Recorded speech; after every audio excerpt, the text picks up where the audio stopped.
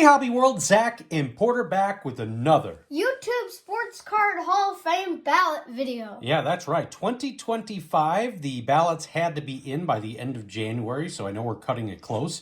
We're very honored. We have had a show more than a year, obviously, and that is one of the criteria to vote for the YouTube Sports Card Hall of Fame. Got some great members in there already. I know Porter is hoping someday we will make it in there. The eligibility is you have to have been producing sports card or trading card content for at least 3 years.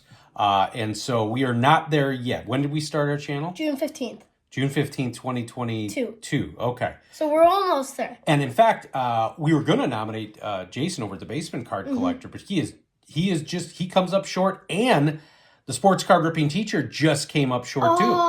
So maybe someday we'll all be part of the same class. But yes, you had to be doing content for 3 years, and you could nominate up to 10 people. And then if you Google or look up on YouTube the hashtag YouTube Sports Card Hall of Fame, YTSCHOF, you can see. And I guess they're going to start showing too, how many votes each channel got, who voted, and also the increase of votes from previous years, kind of like they do for the Hall of Fame as well. So we're going to go through 9 channels that we are nominating for the YouTube Sports Cards Hall of Fame. These are not in any order. I just was looking through our subscriptions, and this is the way they showed up. So we're going to start with Bo over at 1 million Cubs. He obviously surpassed the 1 million Cubs count in 2024. He does a daily YouTube channel. We really met a ton of our friends and people in the hobby community because that's where we started watching some content. It was a lot of fun going all the way back to 2020 and 2021. Yeah. So big fans of Bo. Love to see him get in there. We got Vintage Card Steve at number 2. He is one of the best channels at supporting new channels. Yes. He did that for us. We love his showcases. We like how he'll call out a player that doesn't get a ton of spotlight, and he'll just do some, hobby talk. And so we were able to do a trade with Steve this past year, and we talk on text, and really hoping we get to meet him at the National coming up in July. Up next, we got Greg over at Tigers727. So we're White Sox fans. He's a Tigers fan.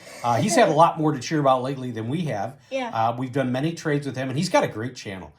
He's really big into TCDB, very generous, just loves collecting for collecting. And so if you're not familiar with this channel, and that's why I actually put the actual channels, and we'll put links to all these in the description, but Greg's he deserves the honor.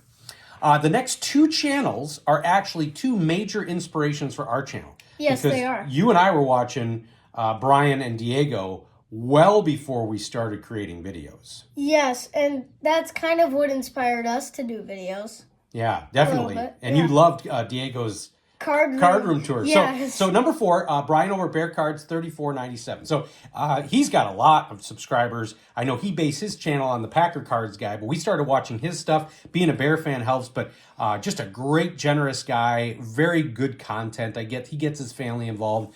And then Diego, we were watching his videos from the get-go. Yes.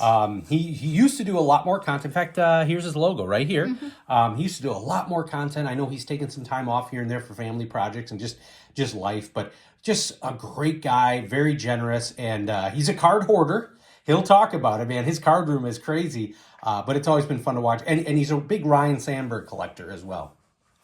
Up next at number 6, we got Orlando, A Collector's Dream.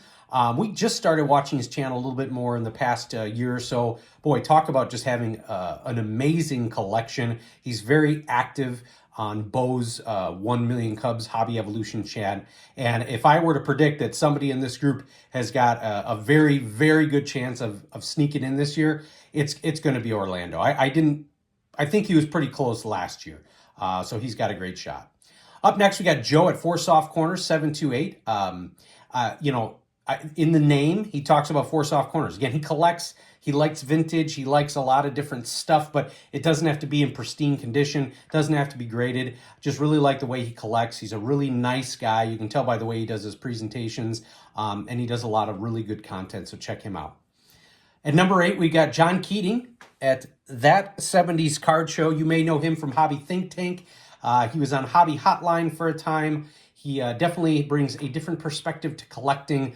A very generous guy once you get to know him, and he is very funny. But he has a wealth of knowledge, and I think he wants to own every card that ever existed.